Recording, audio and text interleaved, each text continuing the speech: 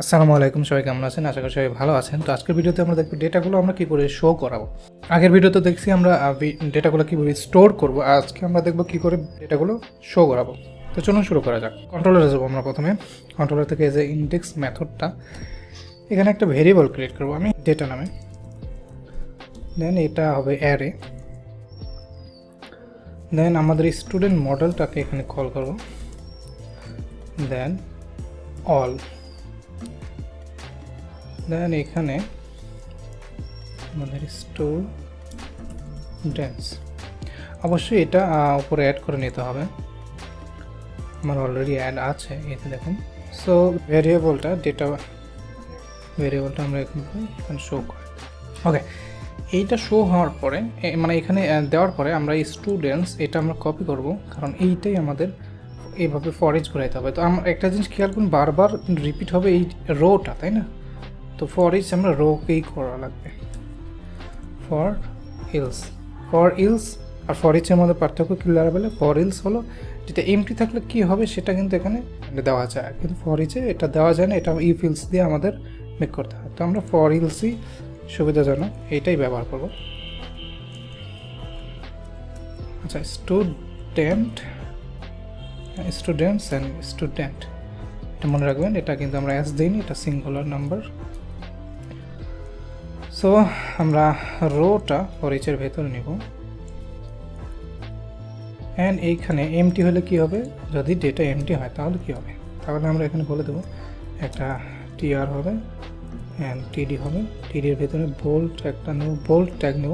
দেন ওটার ভেতরে no data.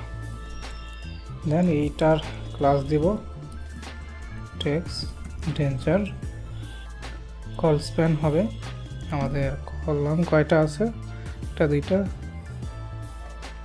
একটা, দুইটা, তিনটা, চারটা, পাঁচটা।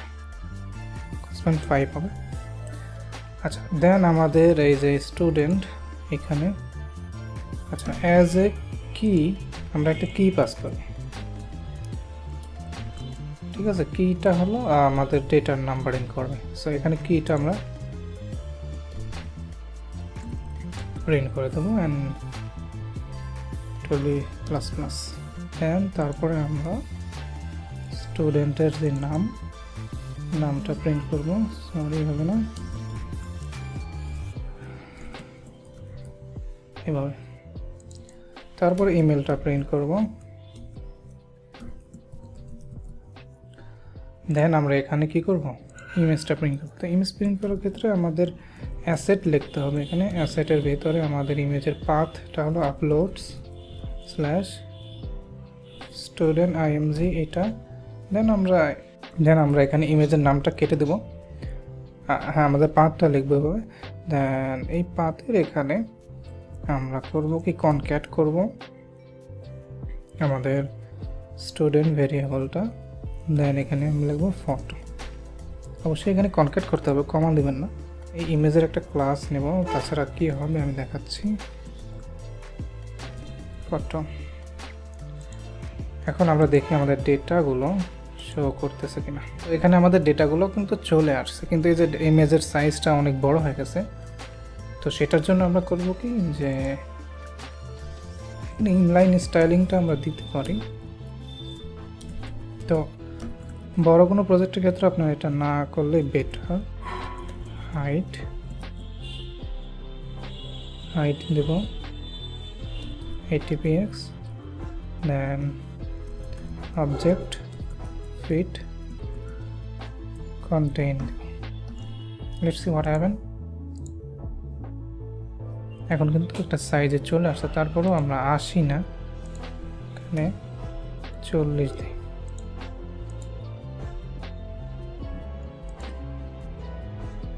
না দিয়ে 50 দিতে পারি। এটা মোটামুটি। এখন আমাদের ডেটাগুলো কিন্তু চলে আসছে। আর দেখি আরেকবার ডেটা অ্যাড করে দেখি আমরা।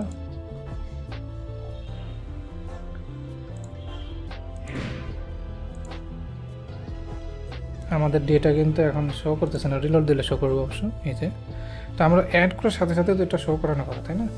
তো সেটা করার জন্য আমাদের যেটা করতে হবে যে সাকসেস এই যে যদি সাকসেস হয় আমাদের এটা, তাহলে এখানে সিলেক্টর হচ্ছে আমরা একটা টেবিলকে আমাদের টেবিল যেটা টেবিলকে আমরা সিলেক্ট করব।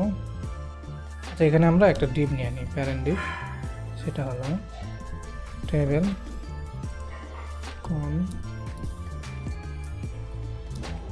কন্টেন্ট।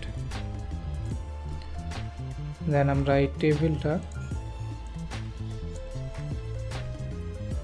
এই ডিবের মধ্যে দিয়ে দেবো। দেন আমি বলবো যে এই টেবিল কন্টেন্ট ডিবের ক্লাসটা আমি কপি করলাম।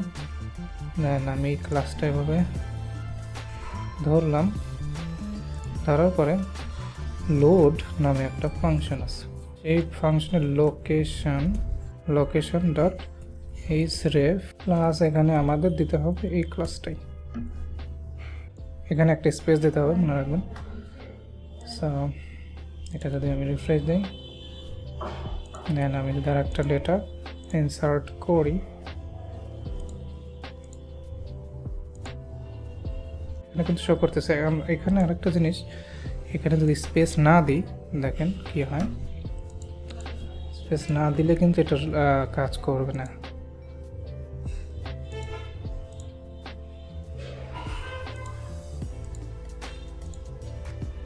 দেখছেন, এটা কিন্তু কাজ করতেছে না। অবশ্যই এখানে একটা স্পেস দিবেন, স্পেস দিলে এটা কাজ করবে আশা করি। এখন আমি যদি একটা ডেটা অ্যাড করি,